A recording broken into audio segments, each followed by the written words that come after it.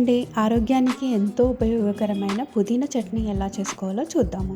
దీనికోసం ముందుగా అయితే ఒక 4 కట్టలు పుదీనా, 3 కట్టలు కొత్తిమీర, కరివేపాకు, ఇంకా ఎండుమిర్చి, జీలకర్ర, వెల్లుల్లిపాయ ఇవన్నీ సిద్ధం చేసి పెట్టుకున్నాను. ఈ కరివేపాకు, పుదీనా, కొత్తిమీర అన్నిటిని 2-3 సార్లు బాగా శుభ్రంగా కడుక్కొని పెట్టుకున్నాను. తర్వాత బాణలిలో ఆయిల్ వేసేసుకొని ఎండుమిరపకాయలని మాడిపోకుండా చిన్న మంట మీద వేయించాలి. ఇలా బాగా వేగిన ఎండుమిర్చిని మనం వేరే గిన్నెలోకి మార్చుకోవాలి. తర్వాత అదే ఆయిల్లో మనం ముందుగా కడిగి తెంపి పెట్టుకున్న పుదీనా ఆకులని అందులో వేసి బాగా చిన్న మంట మీద పచ్చి వాసన పోయేంత వరకు బాగా వేయించాలి. నేను ఈ చట్నీకి పుదీనా అండ్ కొత్తిమీర సమపాలల్లో తీసుకున్నాను. కరివేపాకు మాత్రం కొంచెం తక్కువగానే తీసుకున్నాను. సో మొత్తం ఫ్లేవర్ మాత్రం పుదీనా చట్నీ లాగే ఉంటుంది, కానీ మనకు బెనిఫిట్స్ అయితే చాలా ఉంటాయి. ఎందుకంటే కరివేపాకు, కొత్తిమీర కూడా బాడీని క్లెన్స్ చేస్తాయి. సో మనకి ఇది చాలా బెనిఫిట్స్ని కలిగిస్తుంది. ఈ చట్నీ కనీసం నెలకు ఒకసారి మీరు తిని చూడండి. మనకి చాలా హెల్తీగా అనిపిస్తుంది. ముఖ్యంగా జీర్ణ వ్యవస్థకి సంబంధించిన ప్రాబ్లమ్స్ ఎవరైనా ఫేస్ చేస్తుంటే వాళ్ళు ఈ పచ్చడి తినడం వల్ల మాత్రం చాలా బెనిఫిట్స్ పొందుతారు.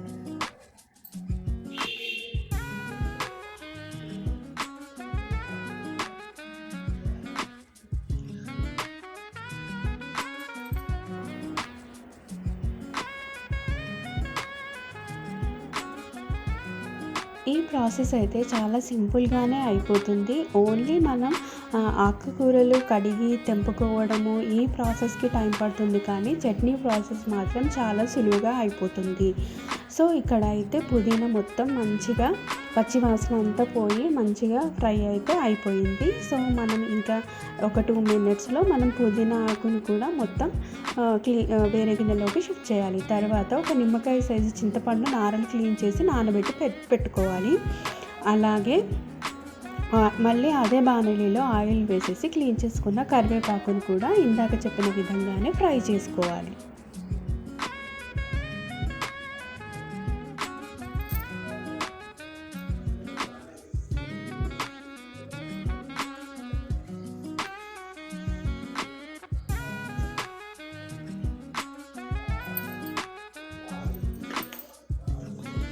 సో ఈ విధంగా మనకి కరివేపాకు కూడా మొత్తం ఫ్రై అవుతుంది. సో ఇలా పచ్చివాసన పోయేంత వరకు మనం ఆకులన్నింటినీ బాగా ఫ్రై చేసేసుకొని రెడీగా ఉంచుకోవాలి. తర్వాత అదే బాణలిలో ఆయిల్ వేసేసి కొత్తిమీర కూడా మనం ఫైనల్గా యాడ్ చేస్తున్నాము. కొత్తిమీర కూడా అలాగే పచ్చివాసన పోయేంత వరకు ఫ్రై చేసుకోవాలి ఇందాక చెప్పిన విధంగానే.